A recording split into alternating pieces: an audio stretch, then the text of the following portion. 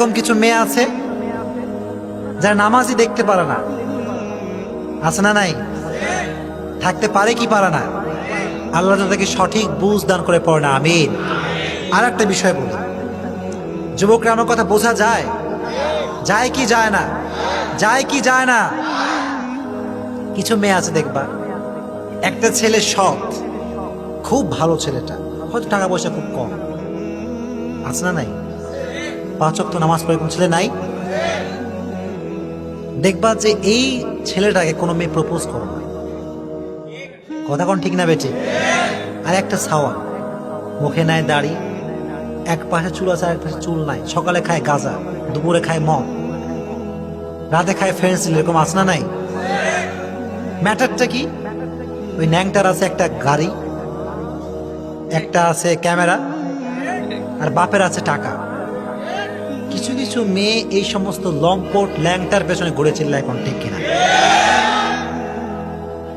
তারা চিন্তা করে যে money is everything in the world, money is the reason of happiness. এরকম মেয়ে আছে না নাই? মনে রাখবা আমার বোনেরা, টাকা তোমাকে সুখ দিতে পারবে না, চিল্লায় এখন ঠিক কিনা? সুখ তোমাকে সেই দিতে পারবে যে মানে বিশ্বনবীর সুন্নাহ, চিল্লায় এখন ঠিক কিনা?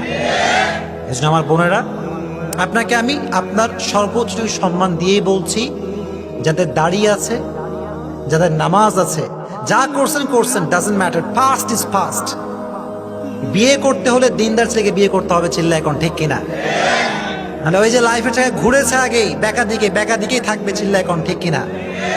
দিনদার ছেলে বিয়ে করলে উভয়কে জান্নাত দিতে পারে একজন, চিল্লা এখন তিনি কে? কথা ভুল না সঠিক? এরকম মেয়ে নাই মনে হয়, বানাই বললাম নাকি? এটা সত্য না মিথ্যা? এবার মা বোনদের উদ্দেশ্যে আরেকটা কথা বলি, তোমরা কি রাগ করছো নাকি যুবকরা? রাগ হচ্ছে নাকি? এইটা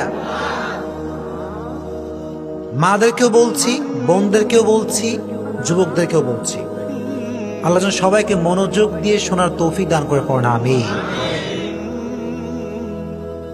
চরিত্র বড় দামি একটা জিনিস, ঠিক কিনা? ইন্না আথকালা শাইইন ইউদাউ ফিল মিজান ওয়া হুয়া হুসনুল আখলাক। আল্লাহর হাবিব বললেন, in the day of judgment সবচাইতে দামি জিনিস হবে সুন্দর চরিত্র। কোন সুবহানাল্লাহ। আল্লাহর হাবিব বললেন, ইন্না আথকালা শাইইন ইউদাউ ফিল মিজান ওয়া হুয়া হুসনুল আখলাক। আথকাল এটা হচ্ছে ইসমে তাফজিলের সিগা, সবচাইতে বেশি আধিক্য বোঝায়।